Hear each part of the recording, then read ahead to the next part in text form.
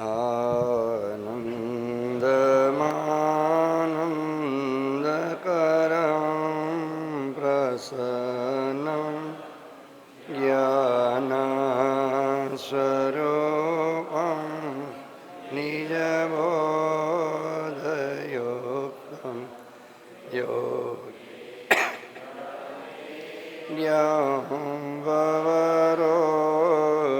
वैद्यं श्रीमद्गुरुनित्यमहं नमामि। वन्दे गुरुणां चरणारविन्दे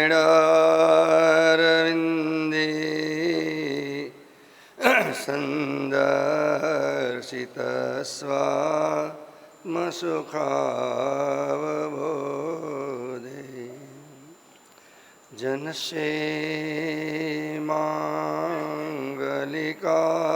जनसेमाङ्गलिकायमाने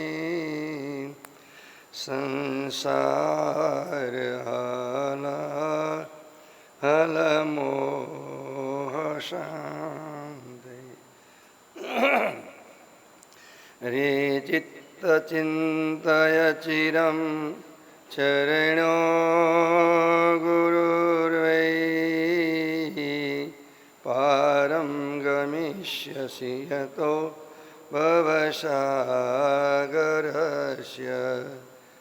पुत्रकलत्रमितरे नहि ते सहाया सर्वं विलोकय सखे मृगतृष्णिकावम् मृगतृष्णिकावम् मृगतृष्णिकावम्।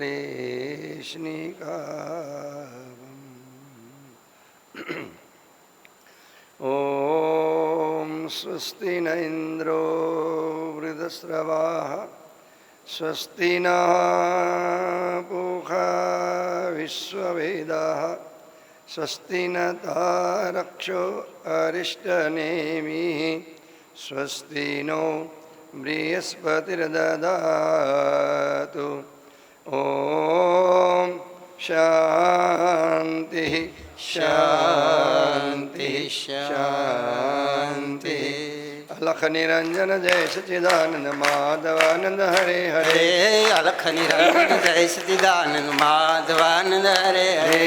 अलख निरंजन जय सच्चिदानंद माधवानंद हरे हरे। अलख निरंजन जय सच्चिदानंद माधवानंद हरे हरे। माधवानंद हरे हरे गुरु माधवानंद हरे हरे। माधवानंद हरे हरे गुरु माधवानंद हरे हरे। माधवानंद हरे हरे गुरु माधवानंद हरे हरे। हे माधवानंद हरे हरे गुरु माधवानंद हरे हरे। सब घट व्यापक जय सच्चिदानंद माधवानंद हरे हरे। सब घट व्यापक जय सच्चिदानंद माधवानंद हरे हरे। घट घट व्यापक जय सच्चिदानंद माधवानंद हरे हरे। घट घट व्यापक जय सच्चिदानंद माधवानंद हरे हरे। प्रेम थी बोलो जय सच्चिदानंद माधवानंद हरे हरे। प्रेम थी बोलो जय सच्चिदानंद माधवानंद हरे हरे। भाव थी बोलो जय सच्चिदानंद माधवानंद हरे हरे। भाव थी बोलो जय सच्चिदानंद माधवानंद हरे हरे। अलख निरंजन जय सच्चिदानंद माधवानंद हरे हरे। अलख निरंजन जय सच्चिदानंद माधवानंद हरे हरे। अलख निरंजन जय सच्चिदानंद माधवानंद हरे हरे। अलख निरंजन जय सच्चिदानंद माधवानंद हरे हरे। सद्गुरु देव की जय। सनातन धर्मनी जय। आद्य जगद्गुरु श्री शंकराचार्य भगवान जय। तापी मैयानी ओम नमः पार्वती पतये हर हर महादेव।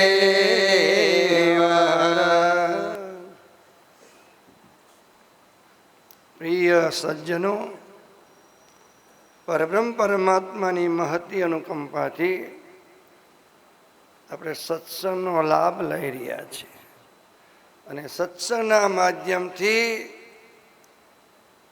પોતાના સ્વરૂપને જાણી શકાય છે. કેમ કે જ્યાં સુધી સત્સંગ કરવામાં ન આવે ત્યાં સુધી વિવેક પ્રાપ્ત થઈ શકતો નથી. બોલો, વિવેક મળે ક્યાં? બજારમાં મળે, દુકાનમાં મળે કે બિગ બજારમાં મળે? બિગ બજાર છે ને નથી, મોટા બજાર. તો સત્સંગ દ્વારા એ વિવેક પ્રાપ્ત થઈ શકે. અને વિવેક થાય તો ધીરે ધીરે યોગ્યતા પ્રાપ્ત થઈ શકે. તો જ્ઞાન થાય, તો જ્ઞાન થાય તો જીવ મુક્ત થઈ શકે. કેમ કે જ્ઞાન પ્રાપ્ત કરવાની માટે સાધનો જે બતાવ્યા એમાં વિવેક એ મૂળ પાયો છે. આપણને બધાને વિવેક છે, નથી એવું નથી. બોલો, છે ને વિવેક? જેટલા બેઠા એ બધા પોતાને શું માને છે? હાસુ કહેજો, પોતપોતે શું માને છે પોતાને? બોલો, અમે વિવેકી છીએ, અમને ખબર પડે. જ્યારે શાસ્ત્રકારો કે છે વિવેક કોને કહેવાય, તો શાસ્ત્રકારો કે છે નિત્ય વસ્તુ વિવેક. નિત્ય અને અનિત્ય વસ્તુને જાણવી અને જાણ્યા પછી નિત્યમાં એ પ્રેમ કરવો અને અનિત્યમાંથી મનને પાછું વાળવું.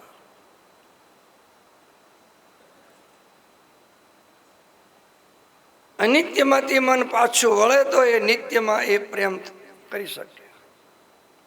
બોલો, આપણે નિત્યમાં પ્રેમ કરતા હશું કે અનિત્યમાં? બોલો, હા શું કહેજો? આપણે નિત્યમાં પ્રેમ કરતા હશું કે અનિત્યમાં? બધા જાણે છે કે અમે વિવેકી છીએ, તો પ્રેમ શેમાં કરતા હશું?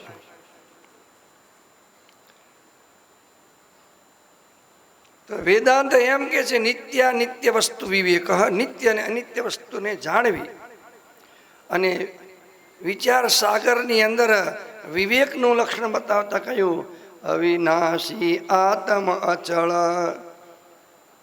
જગતાતિ પ્રતિકૂળ એશો જ્ઞાન વિવેક હે સબ સાધન કો મૂળ.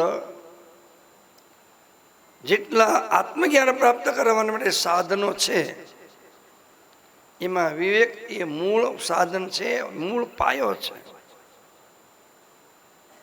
વિવેક થાય તો વૈરાગ્ય થઈ શકે, અને વિવેક ન થાય તો વિવેક એ વૈરાગ થઈ શકતો નથી. અને વૈરાગ થાય તો ત્યાગ કરવો તો ત્યાગ થઈ શકે, પણ જ્યાં સુધી વૈરાગ ન થાય ત્યાં સુધી એ ત્યાગ પણ થઈ શકતો નથી. ત્યાગ કરવો છે. કેમ કે કહ્યું છે નિષ્કુળાનંદ સ્વામીએ, ત્યાગ ન ટકે રે વૈરાગ્ય વિના. ત્યાગ એ વૈરાગ્ય વિના થઈ શકે નહીં. વૈરાગ ક્યારે થાય? જો વિવેક થાય તો વૈરાગ થાય, અને વૈરાગ થાય તો ત્યાગ થઈ શકે. અને તો ધીરે ધીરે સાધન થાય તો જ્ઞાન થાય, અને જ્ઞાન થવાથી જીવ જન્મ મનના ચક્કરથી મુક્ત થઈ શકે. કેમ કે આ સંસારની અંદર આવવાનું મૂળ કારણ કયું? બોલો, શેને લઈને આવવું પડતું છે સંસારમાં? આવું સારું કે નહીં સારું?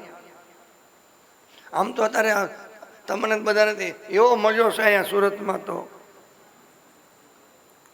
સુરતમાં જ રહેવાય, બીજ ક્યાંય રહેવાય જ નહીં એમ જ લાગતું છે ને. સુરતમાં મજો આવે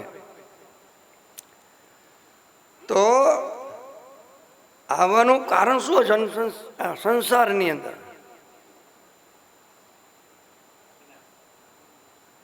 જે રામગીતાની અંદર લક્ષ્મણજીએ ભગવાન રામચંદ્રને પૂછ્યું કે હે ભગવાન, આ સંસારની અંદર આવવાનું મૂળ કારણ કયું?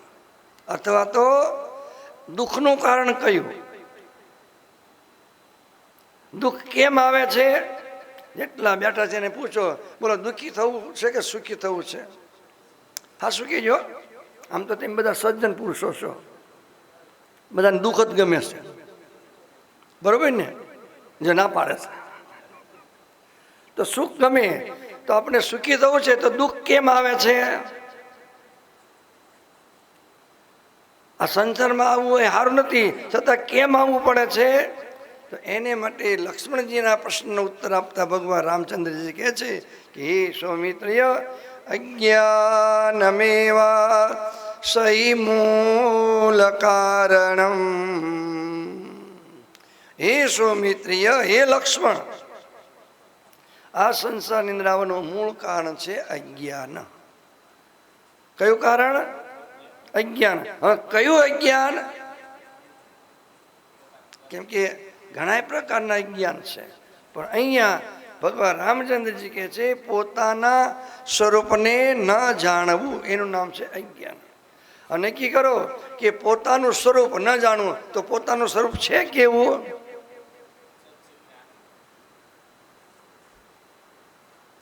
અથવા તો બ્રહ્મનું સ્વરૂપ કેવું છે? જે બ્રહ્મનું સ્વરૂપ છે એ પોતાનું સ્વરૂપ છે. તો વેદોની અંદર બ્રહ્મનું સ્વરૂપ બતાવતા કયું? સત્યમ જ્ઞાનમ અનંતમ બ્રહ્મ. બ્રહ્મ કેવા છે? સત્ય સ્વરૂપ છે. સત્યમ જ્ઞાનમ, એ જ્ઞાનમ એટલે ચેતન સ્વરૂપ છે, અને અનંતમ એટલે આનંદ સ્વરૂપ છે. સત્યમ જ્ઞાનમ અનંતમ બ્રહ્મ. આ બ્રહ્મના ત્રણ વિશેષણો કયા છે કે બ્રહ્મ કેવા છે? સત્ય સ્વરૂપ છે, એના ઉપરથી સમજવાનું કે અસતની વ્યાવૃત્તિ કરે છે. બ્રહ્મ અસત નથી. જે ચેતન છે એટલે બ્રહ્મ જડ નથી, અને બ્રહ્મ એ આનંદ સ્વરૂપ છે, એમાં લેશ માત્ર એ દુઃખ નથી. તો જેવા બ્રહ્મ એવો જ બધાનો આત્મા, બધાનું સ્વરૂપ. જેમ સતચિત આનંદ સર્વમાં અને ભરી રહ્યો ભરપૂર, દિન રજની રહે રંગમાં, નિર્મળ વરસે નૂર. બધાનો આત્મા સતચિત આનંદ સ્વરૂપ છે. અને જેને માટે ભાગવતના પહેલા માધ્યમમાં, પહેલા અધ્યાયમાં, પહેલા શ્લોકમાં પહેલો શબ્દ છે સચ્ચિદાનંદ રૂપાય વિશ્વોત્પત્યાદિ હેતવે તાપત્ર વિનાશાય શ્રી કૃષ્ણાય વયં નુમઃ. પરબ્રહ્મ પરમાત્મા સત સ્વરૂપ છે, ચેતન સ્વરૂપ છે, આનંદ સ્વરૂપ છે. તો જેવા એ બ્રહ્મ પરમાત્મા એવો જ બધાનો આત્મા. બધાનો આટલો આત્મા એટલે કીડીનો આત્મા પણ સચ્ચિત આનંદ સ્વરૂપ છે, અને હાથીનો પણ સચ્ચિત આનંદ સ્વરૂપ છે, અને આપણો બધાનો એ આત્મા આનંદ સ્વરૂપ છે. અને જ્ઞાની પુરુષો, મહાપુરુષોનો એ આત્મા પણ સચ્ચિત આનંદ સ્વરૂપ છે. એમાં કોઈ ફેરફાર નથી. એટલે કોઈ મહાપુરુષો સંતોએ કહ્યું, મેરા સતચિત આનંદ રૂપ કોઈ કોઈ જાણે રે, જે જાણે વિરલા જન્મા રસ માણે રે. તો આ પોતાનું સ્વરૂપ છે, પણ આપણે એને જાણતા નથી. તો કેમ જાણતા નથી? તો એને માટે ભગવાનની શ્રીમદ ભગવદ્ ગીતાના એ 5મા અધ્યાયની અંદર કહ્યું, અજ્ઞાનેન વૃતમ જ્ઞાનમ તેન મુહ્યંતિ જંતવઃ. જે પોતાનું એ સ્વરૂપ, જ્ઞાન સ્વરૂપ છે, એ અજ્ઞાન દ્વારા ઢકાઈ ગયું. તેના દ્વારા જેમ દીવો સળગતો હોય અને ઉપર તેપેલી કે કોઈ ઘડો ઊંધો વાળી દઈએ તો શું થાય? દીવો શું થઈ ગયો? ઢકાઈ ગયો.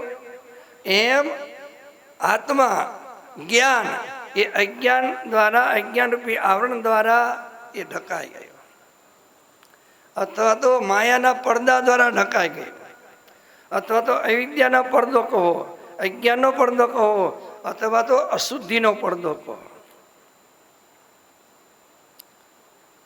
પરમાત્મા પ્રત્યક્ષ છે. જેમ તમે આબલામાં તમારું મુખ એ પ્રતિબિંબ રૂપે જોઈ શકો છો, પણ જો આબલાની ઉપર એ મલિનતા આવી જાય, પાણીની બાષ્પીભવન એ આવી જાય અને પછી આબલામાં દેખાય તો શું કરવું પડે? એ સાફ કરવું પડે. એ માયા પડદો દૂર કરે તો બ્રહ્મ જણાય સ્પષ્ટ જોને.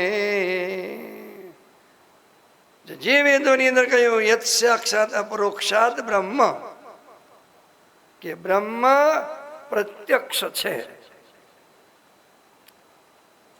પણ જ્યાં સુધી અજ્ઞાન દૂર ન થાય, અને એ અજ્ઞાનને દૂર કરવાને મેં તમને પહેલાં કહ્યું કે જો એ પહેલાં તો એ અંતઃકરણ શુદ્ધ થાય અને મન સ્થિર થાય તો એ જ્ઞાનરૂપી પડદો ખુલી જાય, અજ્ઞાનરૂપી પડદો હટી જાય. અંતઃકરણ શુદ્ધ હોય અને મન સ્થિર હોય. જે તમને કાલે કહ્યું કે આપણા મન બધાના બોલો એ સ્થિર છે કે અસ્થિર છે? આપણું અંતઃકરણ એ શુદ્ધ છે કે અશુદ્ધ છે? કપડાં મેલા થાય તો આપણે પ્રયત્ન કરીએ છીએ ધોવા માટે, પણ અંતઃકરણ મલિન છે એના માટે ધોવા માટે કંઈ કરતા હશું આપણે? તો કરીએ છીએ, તો પણ એ શાસ્ત્રકારો કહે છે એ ફળની ઈચ્છાએ કરીએ છીએ કે ફળની ઈચ્છા વગર કરીએ છીએ? તો તમને ઘણી વખત કહ્યું કે ફળની ઈચ્છા વગર કરવાથી અંતઃકરણ શુદ્ધ થઈ શકે, ફળની ઈચ્છા રાખીને કરવાથી એ ફળ મળે, પણ જે આધ્યાત્મિક માર્ગની અંદર એ ઉન્નતિ એમાં એ પાછું પડે, અંતઃકરણ શુદ્ધ થઈ શકે નહીં. અને આપણે તો સેવા કરીએ છીએ તો થોડી સેવા કરી ફળ માગે, વચન નિરાખે આસ જોને, એવા જનને સાધુની સંગે જ્ઞાન ન થાય રામદાસ જોને. ભલે સેવા કરે, સાધુની સંગે રહે, પણ એ જ્ઞાન થઈ શકતું નથી. સેવા કરે થોડી અને ફળની ઈચ્છા રાખે. આપણે કહીએ છીએ ને એરણની ચોરી. એરણ સમજો ને? એરણ એટલે લોહાને આગળ હોય ને જેની ઉપર રાખીને રાપ ને કોશ ને બધું ઘણ મારી મને ઉપર રાખીને ટીપે, એનું નામ એરણ. એરણની ચોરી કરે અને હાંધવાની હોય ને એનું દાન કરે. શું કરે? એટલે અમે અમારે દાન કરીએ જ છીએ કે છે, અને એરણની ચોરી કરે તો અંતઃકરણ શુદ્ધ થઈ શકતું નથી. આમ તો અંતઃકરણ સાત્વિક અંશથી બનેલું છે, બધાનું શુદ્ધ છે, પણ ધીરે ધીરે એ મલિનતાને લઈ અને અશુદ્ધ થઈ ગયું છે. અને એ અશુદ્ધિને એ દૂર કરવા માટે નિષ્કામ કર્મયોગ છે, જે તમને પહેલા દિવસે કહ્યું તો નિષ્કામ કર્મયોગ કરવાથી અંતઃકરણ શુદ્ધ થઈ શકે. સેવા કરીએ તો પણ એ સેવા ફળની ઈચ્છા વગર કરે. જેમ આપણે માતા પિતાની સેવા કરીએ, ગુરુની સેવા કરીએ, વડીલોની સેવા કરીએ, વૃદ્ધોની સેવા કરીએ, પણ એ ઈચ્છાથી ફળની ઈચ્છા કરીએ કે ઈચ્છા વગર કરતા છું?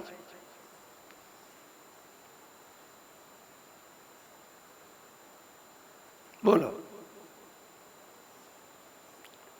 કઈક લોભ હશે ને?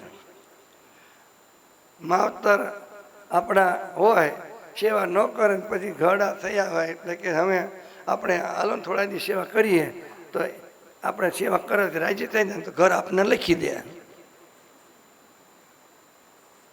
ને.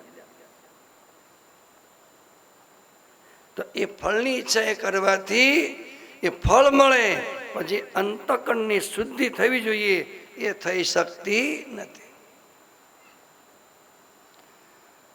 તો એને માટે અજ્ઞાન આ સંસારની અંદર આવવાનું મૂળ કારણ છે અજ્ઞાન. એટલે પોતાના સ્વરૂપને ન જાણવું અને એને જાણવાને માટે જ ધીરે ધીરે કર્મયોગ, ભક્તિયોગ અને જ્ઞાન યોગ અને જ્ઞાન પ્રાપ્ત કરવાથી અનાદિકાળનું અજ્ઞાન એ દૂર થઈ શકે, અંધારું દૂર થઈ શકે. બીજો કોઈ ઉપાય નથી કે અંધારાને દૂર કરી શકાય, અજ્ઞાન રૂપી અંધારાને દૂર કરે. કેમ કે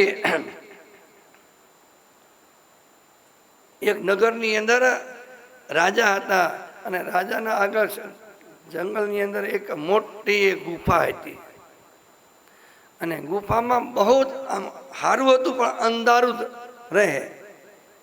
એટલે અંધારામાં કોઈ જઈ શકે નહીં, બીક લાગે. એટલે રાજાએ કહ્યું કે એ અંધારાને આપણે બગાડી દો, અંધારું રહેવું ન જોઈએ ગુફામાં. સૈનિકોને ઓર્ડર કર્યો એટલે સૈનિકો એ બંદૂકો, રિવોલ્વર, તલવારો, ભાલા આ બધું લઈને ઉપડ્યા અને ગુફામાં જઈને બહુ અંધારાને માર્યું, બહુ માર્યું. તલવારું મારીને, બંદૂકો મારીને, ધારિયા માર્યા, એ ભાલા માર્યા, બધું માર્યું. પણ કહે છે કે રાજાને સાંજે આવીને કે રિપોર્ટ આપે, બહુ અંધારું માથા ભારે જતું જ નથી. કેવું છે અંધારું? માથા બારે છે, માનતું જ નથી બંદૂકને. રાજા કે બંદૂકની ગોળીઓ ફોડો ને, પણ કે માનતું જ નથી ને. બહુ મહેનત કરી પણ અંધારું ગયું નહીં. છેવટે ફરતા ફરતા એક મહાત્મા આવ્યા અને મહાત્માને રાજાએ વાત કરી કે મહારાજ, હું તો એ બહુ ચક્રવર્તી રાજા છું, બધાને જીતી લઉં છું, બધાની ઉપર ચડાઈ કરી, પણ આ એક અમારા નગરની અંદર જંગલમાં ગુફા છે ને, એ ગુફાની અંદર અંધારું જતું ને હામું પડ્યું છે, એને કોઈ ભગાડો ને. કે તમે હામાં લડો? કે બહુ જ લડીએ છીએ, બંદૂકો ફોડીએ છીએ ને, તલવારો મારીએ છીએ ને, ભાલા મારીએ છીએ ને, પણ હામું પડ્યું જતું જ નથી. તો મહાત્માને એમ થયું કે માથા ભરે છે, કઈ જગ્યાએ હાલો કે. તે લઈ ગયા ગુફામાં રાજા મહાત્માને. મહાત્માએ જોયું આ તો કે અંધકાર છે, હવે એને કે મારવાથી તો ભાગવાનું નથી. તો એને કે રાજાને કહે છે કે તારે આને ભગાડવું છે? કે હા. તો સરળ ઉપાય છે, એક કોળિયું લાય. શું લાય? કોળિયું. રૂ લાય, તેલ લાય, તેલ કે ઘી તમે જે વાપરતા હોય, અને એ બાકસ મેચીસ કે ને શું કહેવાય, ઓલું લાઇટર જેવું હોય. રાજાએ તરત મંગાવ્યું, ઓર્ડર કર્યો અને અહીંયા ગુફામાં એ આવી ગયું બધું. અને દીવો આમ પૂરો વાટ કરી અને બાકસ લાઇટર આમ કરી આમ હળગાયું તો એ પ્રકાશ થયો અને જેવું છે એવું બધું દેખાવા લાગ્યું ગુફામાં. રાજા કહે છે મહારાજ, આ તો ચમત્કાર કર્યો છે, આ તો અંધારું ભાગી ગયું, તમે કેમ શું કર્યું? તો દીવો કર્યો, પ્રકાશ કર્યો. પ્રકાશની સામે અંધારું રહે? એમ એ પ્રકાશ થાય તો અંધારું, અજ્ઞાન રૂપી અંધારું દૂર થાય. ક્યારે થાય? બોલો, પ્રકાશ ક્યારે થાય? દીવો કરો એટલે. પણ દીવો ક્યારે થાય? દીવો ક્યારે થાય? તો એના સાધનો જોઈએ. સાધન વિના થઈ શકે ને. એ વેદાંતની અંદર જ્ઞાન પ્રાપ્ત કરવાને બધી નોખા એ સાધનો બતાવ્યા છે. કેમ કે કર્મયોગ, ભક્તિયોગ અને જ્ઞાન યોગ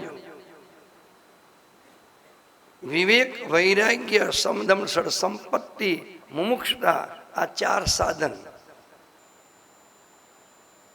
આ સાધન 4 સાધન જ્યારે જીવનની અંદર પ્રાપ્ત કરવામાં આવે ત્યારે એ આત્મજ્ઞાન પ્રાપ્ત કરવાને માટે અધિકારી થયો કહેવાય. અને અધિકારી બન્યા પછી એ સદગુરુના સંતોના સાનિધ્યમાં એ શ્રવણ, મનન અને નિધિધ્યાસન જ્યારે કરવામાં આવે, શ્રવણ કરવાનું, મનન કરવાનું અને નિધિધ્યાસન કરવાનું, ત્યારે હું આત્મા છું, એ જ્ઞાન સ્વરૂપ છું, હું બ્રહ્મ છું, એ બુદ્ધિની અંદર દૃઢ થઈ શકે. સેવા કરી ભલે અધિકારી બની ગયા, શ્રવણ મનન નિધિધ્યાસન કરો, જ્યાં સુધી એ દૃઢ ન થાય ત્યાં સુધી હું આત્મા છું એ કહી શકાતું નથી. બધા જાણીએ જ છીએ ને કે હું આત્મા છું. કેટલા કહી શકીએ છીએ આપણે? બોલો. તો અનાદિકાળનો જે જન્મો જન્મ અંધારું, કેમ કે જીવ એ અજ્ઞાન રૂપી અંધકારને લઈને જ જન્મો જન્મથી ઊંઘતો તું આવ્યો, પ્રભુ ભજવાનો તને દાવ ન ફાવ્યો, પ્રભુ ભજવાનો તને દાવ ન ફાવ્યો, વાતો ના વાયદા હવે કરી સેના, વાતો ના વાયદા હવે કરી સેના, દીધેલા કોલને જોજે ભૂલી સેના. ઊંઘમાં ને ઊંઘમાં બધું ગુમાવ્યો, મેળવેલું ધન તે ધૂળમાં મિલાવ્યું, મેળવેલું ધન તે ધૂળમાં મિલાવ્યું, દીવો છે હાથમાં ને કૂવી પડી સેના, દીવો છે હાથમાં ને કૂવી પડી સેના, દીધેલા કોલને જોજે ભૂલી સેના. અને આપણે વૈદિક પ્રાર્થના છે, અને એ વૈદિક પ્રાર્થના પણ આપણે બોલીએ છીએ. જે બૃહદળક ઉપનિષદ અને શ્વેતાશ્વેતર ઉપનિષદના છે. અસતોમાં સદગમય, તમસોમાં જ્યોતિર્ગમય, મૃત્યુર્માં અમૃતમ ગમય. એનું સરળ ભાષાની અંદર આપણે શું બોલીએ છીએ પ્રાર્થનામાં? અસત્યો માહેથી પ્રભુ પરમ સત્ય તું લઈ જા, ઊંડા અંધારેથી પ્રભુ પરમ તે જે તું લઈ જા, મહામૃત્યુ માંથી અમૃત સમીપે નાથ લઈ જા. આ વૈદિક પ્રાર્થનાનું આપણે ગુજરાતી પ્રાર્થના બોલીએ છીએ. એમાં બીજી પંક્તિ છે તમસોમાં જ્યોતિર્ગમય, અને ઊંડા અંધારેથી પ્રભુ પરમતી જે તું લઈ જાય. એ પંક્તિનો અર્થ શું થાય?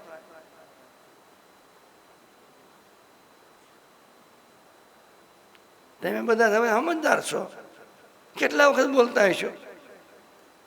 આમ તો ભણતા તારે સમજી લીધું હશે, પછી તમને સમજાવવાનું હોય જ નહીં ને. ઊંડા અંધારેથી, ઊંડું એટલે કેટલું?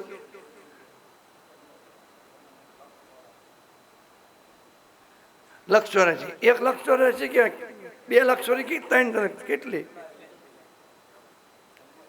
જ્યાં સુધી જે તમને પેલા ગુજરાતીમાં ભજન કહ્યું ને, જન્મો જન્મથી ઊંઘતો તું આવ્યો, પ્રભુ ભજવાનો તને લગન ફાવ્યો, પ્રભુ ભજવાનો તને લગન ફાવ્યો, વાતો ના વાયદા હવે કરી સેના, વાતો ના વાયદા હવે કરી સેના, દીધેલા કોલને જોજે ભૂલી સેના. જન્મો જન્મનું અંધારું છે. કયું? કેમ કે મનુષ્ય જન્મમાં કેવલ જાગવાનું છે અને બીજી બધી જ યોનિમાં ઊંઘવાનું છે, અંધકાર છે. બીજી બધી યોનિમાં એ અંધારામાં અજ્ઞાનની અંદર રહેવાનું છે. કેવલ મનુષ્ય જન્મની અંદર કેવલ એ જાગવાનું છે. એટલે આપણા વેદો ઉદ્ઘોષ કરીને કહે છે ઉત્તિષ્ઠત જાગ્રત પ્રાપ્ય. તમે ઉઠો અને જાગો. શું કરવાનું? હવે આપણને પૂછે, બોલો આપણે જાગેલા છીએ કે ઊંઘેલા છીએ? જોજો હમણાં. હે અચ્છા, અંજવાળામાં છીએ કે અંધારામાં છીએ? હે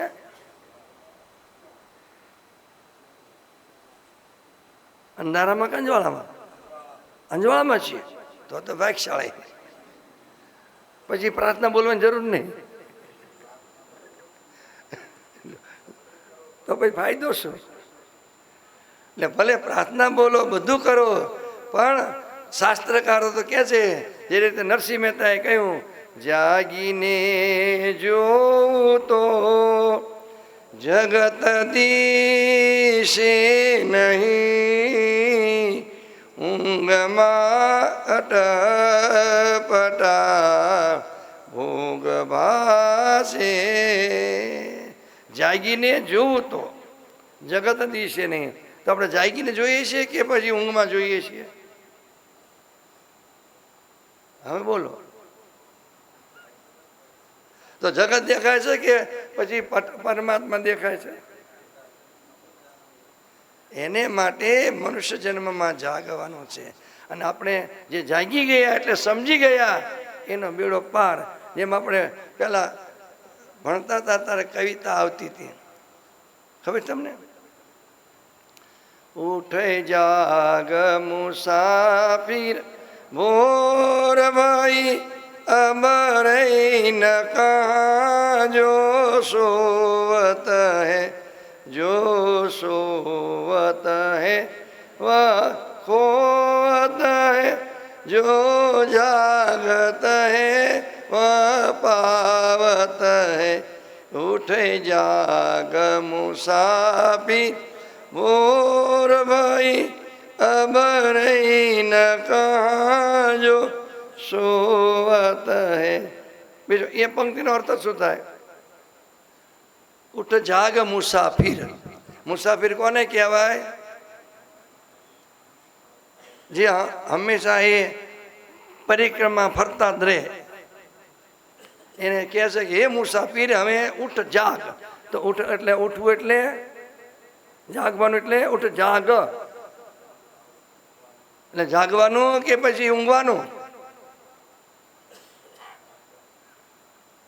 અને જાગવું એટલે શું કે? જાગૃતિ કોવા સત સત વિવેકી. મણિરત્ન માળાની અંદર ભગવાન શંકરાચાર્યજીએ કહ્યું કે જગતમાં જાગેલો કોણ છે? જાગૃતિ કોવા. જાગેલો કોણ છે? તો કે સત સદ વિવેકી. જે તમને મેં પહેલા કહ્યું, સત અસતનો જે વિવેક છે એ જાગેલો છે, અને એનું નામ છે વિવેક. સત કોને કહેવાય? અસત કોને કહેવાય? જડ કોને કહેવાય? ચેતન કોને કહેવાય? એ પવિત્ર કોને કહેવાય? અપવિત્ર કોને કહેવાય? સુખરૂપ કોને કહેવાય? દુઃખરૂપ કોને કહેવાય?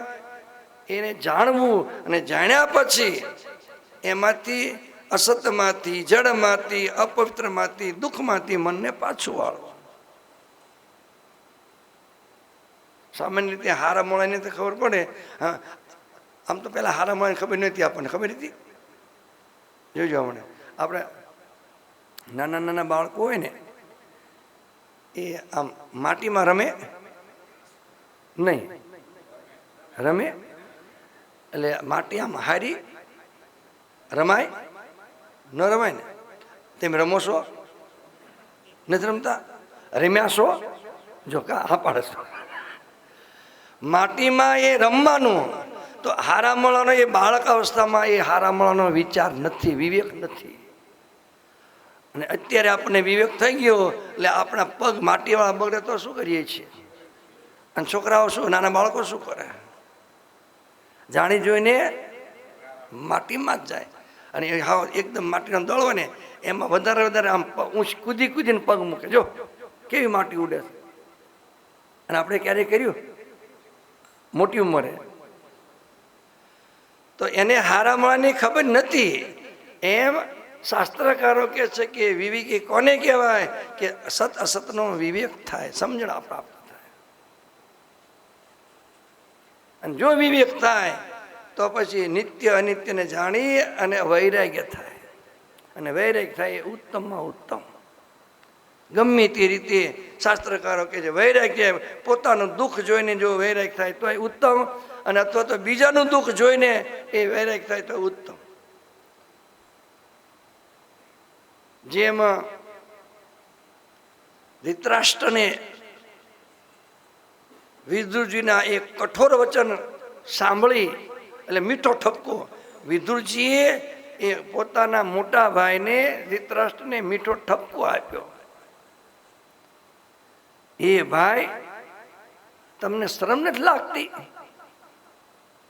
તમે અત્યારે ક્યાં રોશો?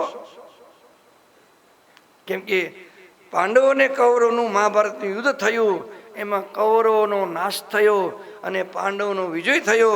અને એ વખતે ભગવાનની મદદથી, ભગવાનના આશીર્વાદથી એ યુધિષ્ઠિર રાજાને એ ચક્રવર્તી રાજા એ બનાવી રાજગાદી સોંપી. જે આજ્ઞા કર્યો એમાં બધા રાજાઓને જીતી અને બધું લઈ આવ્યા. એટલે અર્જુનનું નામ છે ધનંજય. ધનંજયથી ધનંજય, બધા રાજાઓનું ધન લઈ લીધું. અને યુધિષ્ઠિર રાજાને રાજા બનાવ્યા. અને ગાંધારી માતા અને ધૃતરાષ્ટ્ર બંને યુધિષ્ઠિર રાજાના રાજ્યની અંદર એ રહે છે અને સેવા કરે છે. કરાય સેવા? ન કરાય ને? કરાતી છે? કરાય? હાસું કહેજો.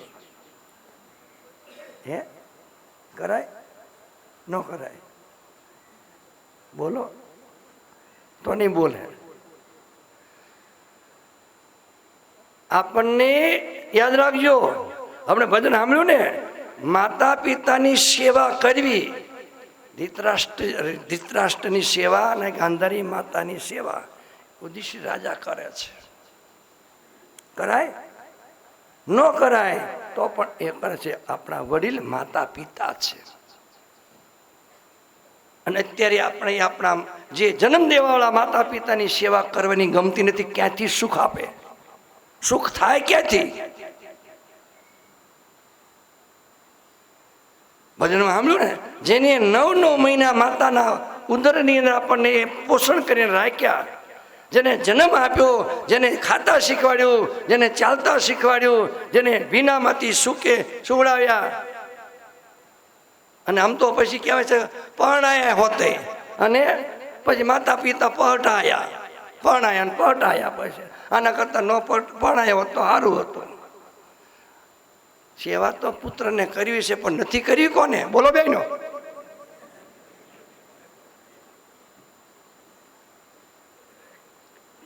ગમે એટલી સેવા કરવામાં આવે, ગમે એટલું ભજન કરવામાં આવે, પણ આગળ પ્રગતિ ન થઈ શકે જ્યાં સુધી માતા પિતાના આશીર્વાદ ન મળે. અને એ ધૃતરાષ્ટ્રની અને ગાંધારી માતાની સેવા એ યુધિષ્ઠિર રાજાએ કરી. પણ જ્યારે વિદુરજી એ યુદ્ધ થયા પહેલા દુર્યોધનના વચન સાંભળી અને રાજપાટ છોડી, ધનુષ બાણ છોડી અને નીકળી ગયા. અને જ્યારે ફરતા ફરતા ફરતા ફરતા જ્યારે એ આવ્યા તો ખબર પડી કે પાંડવોનો વિજય થયો અને કૌરવનો નાશ થયો. ત્યારે એ હસ્તિનાપુરમાં એ વિદુરજી આવ્યા એટલે યુધિષ્ઠિર રાજાના રાજ્યમાં ગયા. અને અહીંયા જોયા તો ધૃતરાષ્ટ્રને એ ગાંધારી માતાને જોયા. તો એ વખતે ધૃતરાષ્ટ્ર અને ગાંધારી માતાને મીઠો ઠપકો વિદુરજી આપતા કહે છે કે હે મોટા ભાઈ, તમને શરમ નથી લાગતી? જે તમે પાંડવોને આશ્રય તમે ગૃહપાલવત, ભાગવતકાર કહે છે ગૃહપાલવત. ગૃહપાલવત એટલે સમજો, ગૃહની એટલે ઘરની અંદર પાળેલું કૂતરું. બોલો, તમે કૂતરું પાળો તો શું કરે?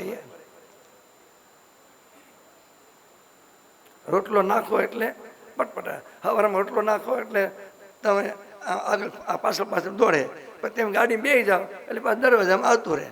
અને પછી જ્યારે તમે સાંજે આવો અને પાછા ગાડીમાં ઉતરીને દરવાજામાં જાઓ તો કૂતરું પાછું ઘરનું હોય પાળેલું એ આવે અને તમારા પગમાં આગળ આલોટે ને એ શું કહે ખબર તમને? આમ એના આગલા પગ હોય ને અને આમાં ઊંધું આવવું જાય, આમ કરે, આગલા પગ આમ કરે. એ શું આમ કરે ખબર તમને? તમે હવાના ગયા પછી મને કોઈ રોટલો નાખ્યો, પેટ ખાલી છે, આમ કે પેટ ખાલી છે,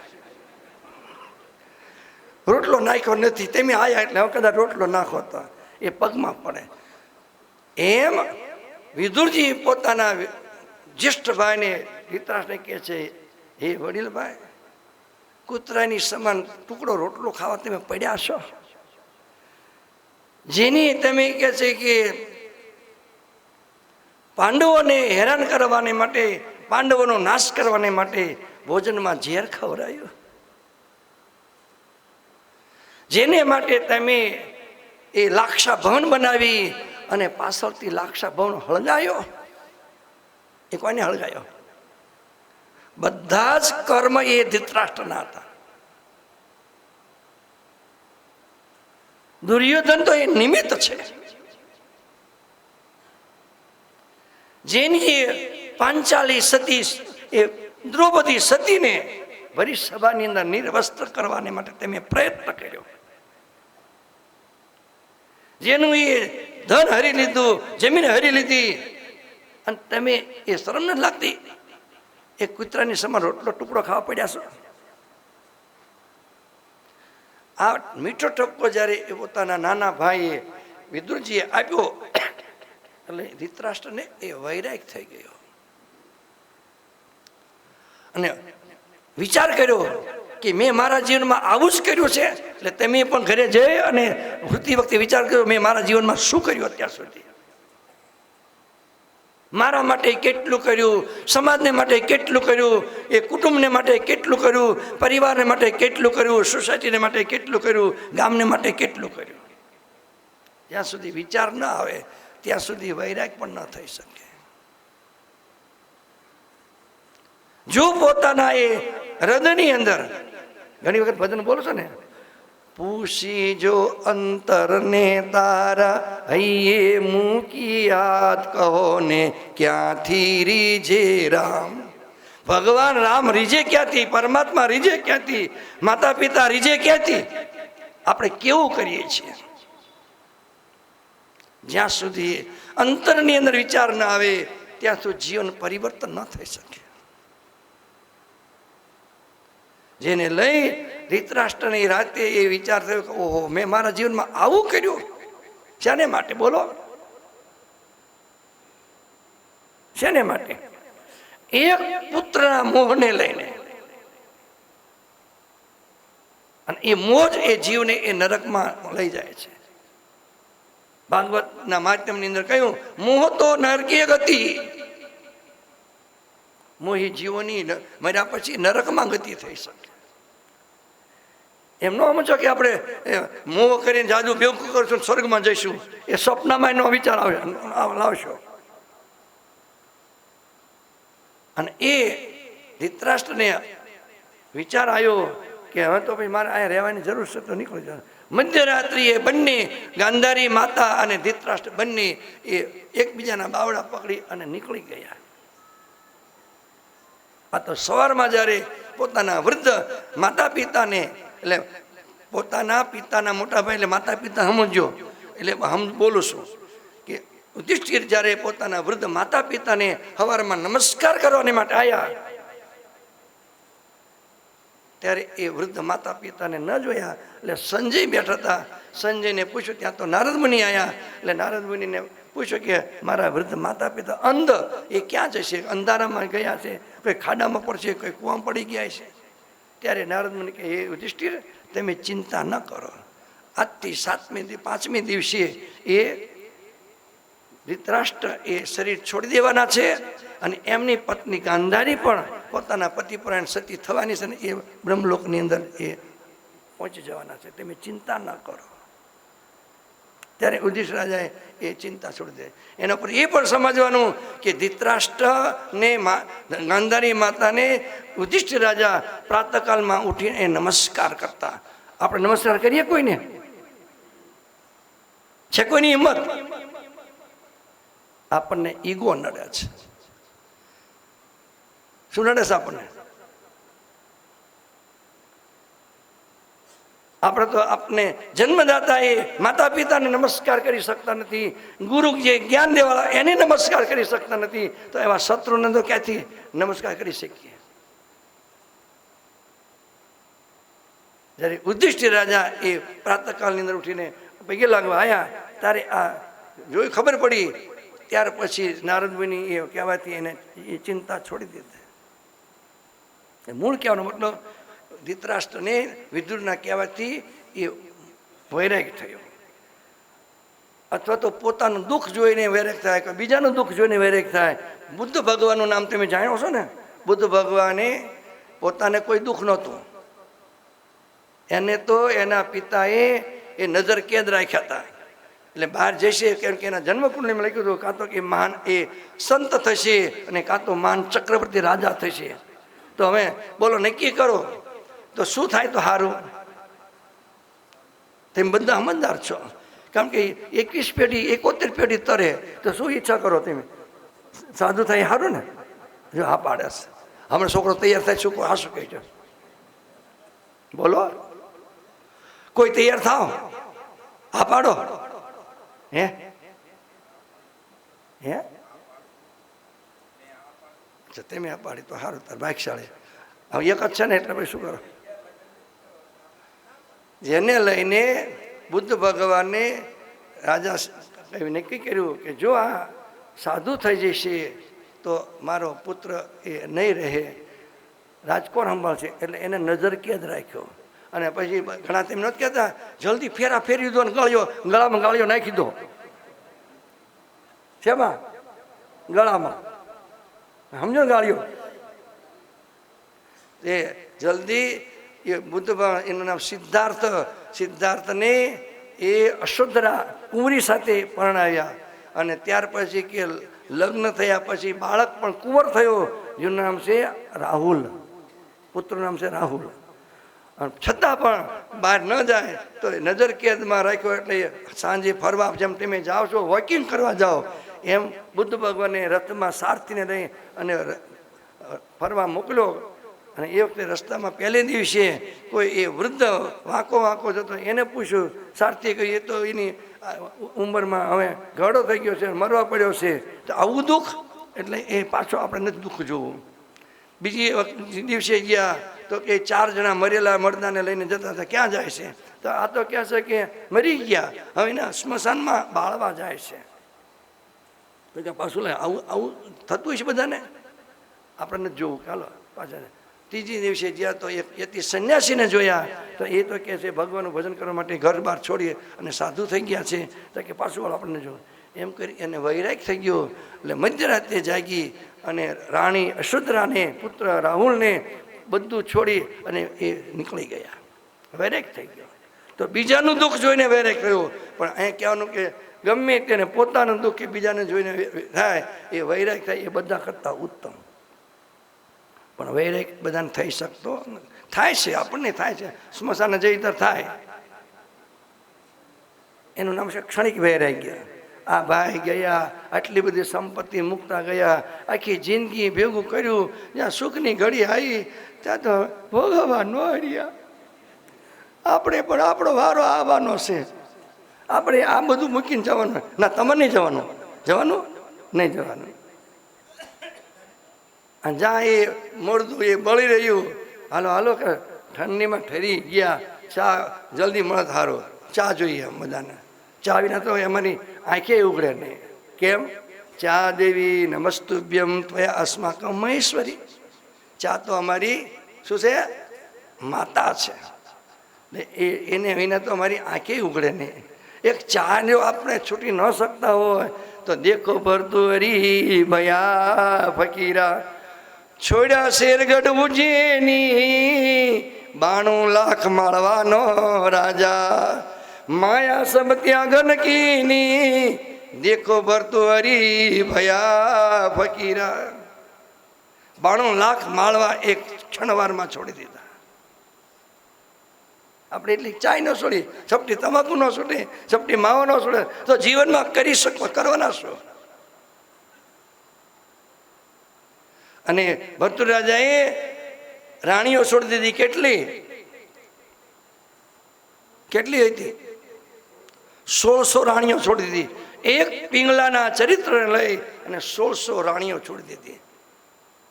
તમે કહેશો કે આવું કરાતું હોય છે? એકનો વાંક ન 1599 શું વાંક ગુનો કર્યો? કોક નો કહો. ઘણી બહેનો કહે છે આપણને કે મહારાજ અમારે ઘરે પધરામણી કરવા આવવાનું. આપણે એમ કહે કે નહીં, તમારા ઘરવાળા માવો ખાશે ને હું નહીં આવું. તો એ ખાય ભલે ખાય, અમે શું ગુનો કર્યો એમ ક્યાં? એ ન સુધરે તમારે ઘરે નહીં આવવાનું એમ. તમે એક પિંગલાએ જો એ આવું ચરિત્ર કર્યું અને ભરતુર રાજાને વૈરાગ થયો તો 1599 રાણીએ શું ગુનો કર્યો હતો? હે? તો એ વખતે કોઈ નહીં કીધું હોય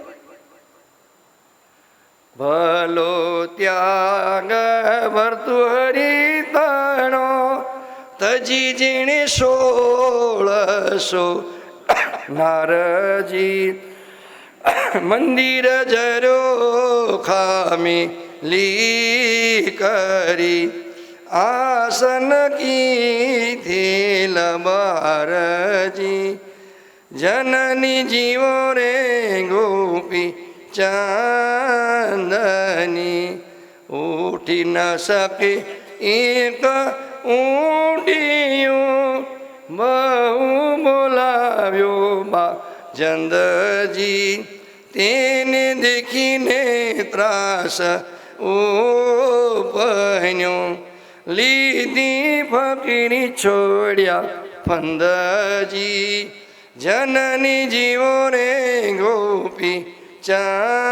ચાંદની. બલગ બુખારાના બાદશાહને એક મરેલા ઊંટને જોઈ અને વૈરાગ થઈ ગયો.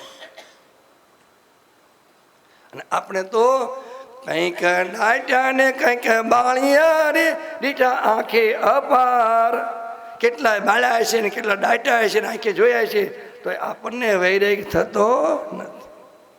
તો વૈરાગ થાય એ બધા કરતા ઉત્તમ. વિવેક થાય તો વૈરાગ થાય, અને વૈરાગ થાય તો પછી ધીરે ધીરે ત્રીજું સાધન છે સમદમ સડસંપત્તિ. સમ દમ ઉપરતી તિતિક્ષા શ્રદ્ધા અને સમાધાન. આ 6 એનું નામ છે સડસંપત્તિ. આ ત્રીજું સાધન. અને આ સાધન જ્યારે જીવનની અંદર પ્રાપ્ત થાય, વિવેક થાય, વૈરાગ થાય, એ સડસંપત્તિ જીવનની અંદર એ પ્રાપ્ત થાય તો જીવ મુમુક્ષુ બને. મુમુક્ષુ મોક્તુમ ઈચ્છું મુમુક્ષુ. મુક્ત છે થવાની જેને ઈચ્છા. પણ પહેલાં મુક્ત થવાની ઈચ્છા ક્યારે થાય? કે જેને બંધન છે એમ ખબર પડે એને મુમુક્ષુ થાય. મને બંધન છે તો બંધનમાંથી મુક્ત થવાની ઈચ્છા થાય. હવે આપણને બંધનની ખબર નથી કે બંધન છે કયું એ નથી, એટલે આપણને ઈચ્છા નથી થતી. મુમુક્ષુ મોક્તુમ ઈચ્છું મુમુક્ષુ, જેને મુક્ત થવાની ઈચ્છા એનું નામ છે મુમુક્ષુ. આ 4 સાધન જ્યારે જીવનમાં પ્રાપ્ત થાય તો અખા ભગત કહે છે એ જ્ઞાન પ્રાપ્ત કરવા માટે અધિકારી બને. અધિકારીને જ્ઞાન આવે આત્મલક્ષય ભંગ કહે અખો મુમુક્ષુ જનને સદાય ફળે સતસંગ સંગતા તેને શોકારે. ભાઈ સઠાના સમજે કાંઈ શાન સંગતા તેને શોકારે. તો જ્ઞાન પ્રાપ્ત કરવાથી જીવન મુક્તનો એ આનંદ પ્રાપ્ત કરી શકે છે. કેમ કે ભગવાને ગીતાની અંદર જ્ઞાનની મહિમા બતાવતા કહ્યું છે કે નહીં જ્ઞાન સદૃશમ પવિત્ર મિહ વિદ્યતે. ચોથા અધ્યાયની અંદર ભગવાન કહ્યું જગતની અંદર જ્ઞાન જેવું કોઈ પવિત્ર નથી. કેમ? તો જ્ઞાનમ સર્વમ જીર્યતી. મહાપુરુષો કહે છે બધું એ તમારું એ જીર્ણ કરી નાખે. જે ભગવાનની વાણી અનુસાર સર્વમ જ્ઞાન પ્લવીનેવ વૃજિનમ સંતરિષતિ. હે અર્જુન, જ્ઞાનરૂપી હોડીમાં બેસી જા તો તું સંપૂર્ણ એ પાપથી તરી જઈશ. જેમ તમે હોડીમાં બેસીને એ નદી પાર કરી શકો એમ ભગવાન કહે છે જ્ઞાનરૂપી હોડી દ્વારા જીવ સંપૂર્ણ પાપથી મુક્ત થઈ જાય, તરી જાય. જ્ઞાન અગ્નિ સર્વકર્માણી ભસ્મસાત કૃતે તથા. જ્ઞાનરૂપી અગ્નિની અંદર બધા જ એ જીવને એ કર્મ એ નષ્ટ થઈ જાય. કેમ કે કર્મ ભોગવાને માટે જ એ જીવને એ જન્મવું પડે છે. શેના માટે જન્મવું પડે છે? પોતાના કર્મ ભોગવવાને માટે.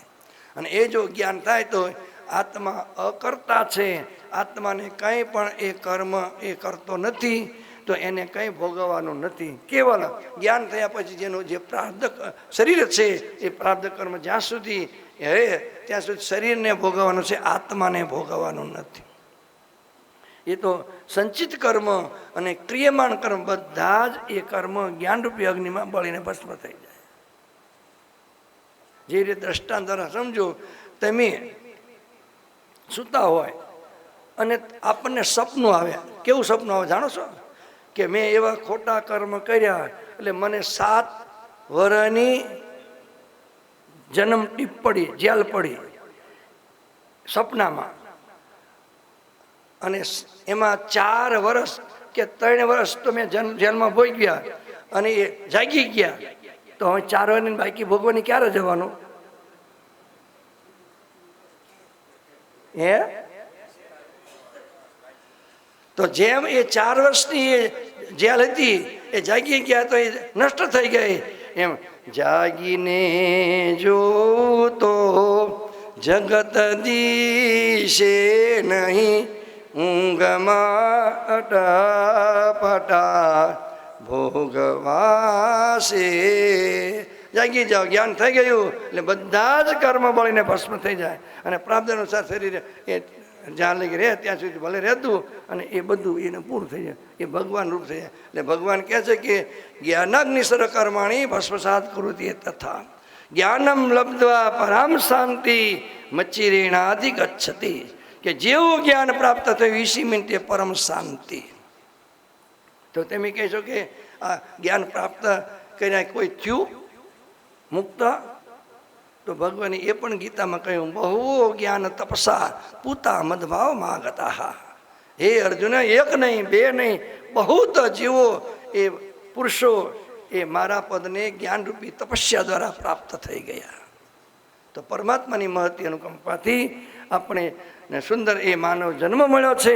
અને એ માનવ જન્મની અંદર જે અનાદિકાળનું અજ્ઞાન પોતાના સ્વરૂપને ન જાણવું, તો પોતાના સ્વરૂપને જાણી અને સાચા સુખના ભાગીદાર થવાને માટે પુરુષાર્થ કરવું, પરમાત્મા સર્વને સુખ સંપત્તિવાન બનાવે એવી પ્રાર્થના કરીએ કે સર્વત્ર સુખિના સંતો સર્વે સંતો નિરામયા સર્વે ભદ્રાણિ પશ્યન્તુ મા કચ્છિત દુઃખ ભાગ ભવે.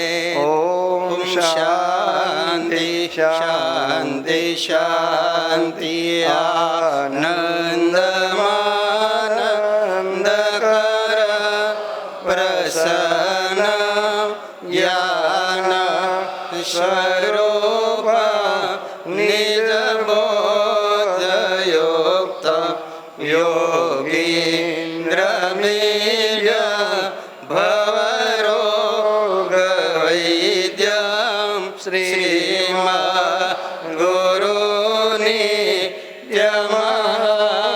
નમામિ. સદગુરુદેવ કી સ્વામીજી મહારાજની સનાતન ધર્મની જય. આદ્ય જગદગુરુ શ્રી શંકરાચાર્ય की जय, तापी मैया की जय.